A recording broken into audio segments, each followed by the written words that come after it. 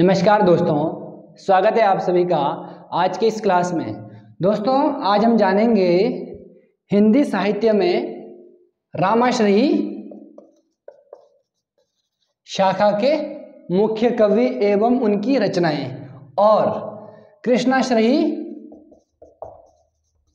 शाखा के मुख्य कवि एवं उनकी मुख्य रचनाएं जो एग्जाम ओरिएंटेड होगी। तो दोस्तों सबसे पहले जानेंगे तुलसीदास जी। तुलसीदास जी की जो मुख्य रचनाएं होगी वो होगी रामचरितमानस, विनय पत्रिका, कवितावली, गीतावली, दोहावली, वैराग्य संदीपनी। तो इसी में जो रामचरितमानस है दोस्तों वो अवधी भाषा में लिखी गई है। ये एग्जाम के पॉइंट ऑफ व्यू से बहुत ज़्यादा इंपॉर्टेंट है कि रामचरितमानस कौन सी भाषा में लिखी गई है दोस्तों। वो लिखी गई है अवधी भाषा में। और इसी प्रकार कवितावली कौन सी भाषा में है? ब्रज भाषा में कवितावली लिखी गई है। तो रामश्रयी शाखा के जो मुख्य कवि होंगे वो होंगे तुलसीदास जी। और इसी क्रम में आगे वाल्मीकि ने क्या लिखी है? रामायण लिखी है संस्कृत में। किसमें? संस्कृत में लिखी है रामायण। और रामानंद ने लिखी है राम आरती, और नावादास ने लिखी है भक्तमाल, और केशव दास ने लिखी है रामचंद्रिका विज्ञान काव्य, और नरहरिदास ने लिखी है परुशेर रामायण, और अग्रदास ने लिखी है राम भजन मंजरी रामाश्यटाम, और ईश्वर दास ने लिखी है भरत मिलाप अंगद पैज। ये किसने लिखी है दोस्तों? ईश्वर दास ने लिखी है। तो ये सब जो कवि है ये किससे रिलेटेड है? रामाश्रयी शाखा। इन्होंने राम को मुख्य बिंदु बनाकर क्या है? अपनी रचनाएं लिखी हुई है। राम भगवान का क्या है? गुणगान इन्होंने किया है रामाश्रयी शाखा में। अब इसी प्रकार कृष्णाश्रयी शाखा में क्या है? कृष्ण जी का गुणगान किया गया है।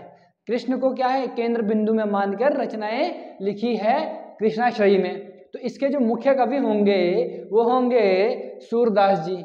इन्होंने लिखी है सूरसागर। सूरसागर किस भाषा में है? ब्रज भाषा में सूरसागर लिखी है। और साहित्य लहरी, सूर सारावली और ब्रह्मर गीत, ये किसकी रचनाएं हैं दोस्तों? ये होंगी सूरदास जी की। और सूरदास जी क्या है? इस शाखा के मुख्य कवि होंगे जिन्होंने क्या है? श्री कृष्ण जी को केंद्र में मानकर रचनाएं लिखी है, उनके बारे में उनका गुणगान किया गया है।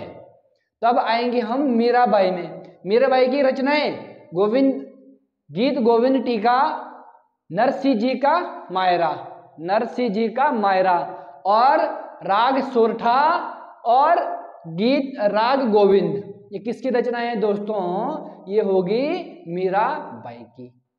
अब रसखान की रचना Prem Vatika, second Sujan Raskhan, that is very important. Prem Vatika, Prem Vatika बहुत ज्यादा इंपॉर्टेंट है एग्जाम पॉइंट ऑफ व्यू से। रसखान की रचना है प्रेम वाटिका। और दान लीला किसकी है? रसखान की। अब और नरोत्तम दास की है हमारा सुदामा चरित्र। अब कुंभन दास की है फुटकल पद। किसकी है दोस्तों? ये होंगी फुटकल पद। किसकी रचना है? फुटकल पद, कुंभन दास। अब एग्जाम में इस तरह से आ सकता है, जो कुंभन दास है वो कौन सी शाखा के कवि है? तो दोस्तों वो होंगे कृष्णाश्रयी शाखा के कवि। अब इसी प्रकार केशव दास हमारे रामाश्रयी या फिर राम भक्ति से रिलेटेड है। कौन? केशव दास, इनकी रचनाएं। तो मैंने आप सभी को ये बताया कि राम भक्ति से कौन सी कवि है और कृष्ण भक्ति से कौन से कवि है, और उनकी कौन कौन सी रचनाएं हैं और कौन सी भाषा में है। जो ये अवधी में, ब्रज भाषा में, ये ज्यादा इंपॉर्टेंट है। जैसे पूछा जाएगा कवितावली कौन सी भाषा में लिखी गई है, तो कौन सी भाषा में है? ब्रज भाषा में। इसी प्रकार सूरसागर ब्रज भाषा में लिखी गई है। अब दोस्तों अब जान लेते हैं अष्टछाप के कवि। अष्टछाप के कवि होंगे दोस्तों सूरदास, कुंभनदास, गोविंद स्वामी, नंददास, कृष्णदास, शीत स्वामी, परमानंद दास और चतुर्भुज दास।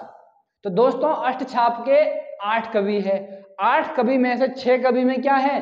दास दास लास्ट में लगा हुआ है, अंतिम में क्या है? दास दास। और 2 कवि में कौन क्या है? गोविंद स्वामी और शीत स्वामी। 2 स्वामी है, बाकी क्या है? सब दास है। किसमें? अष्टछाप के जो कवि होंगे 8 कवि होंगे। तो धन्यवाद दोस्तों।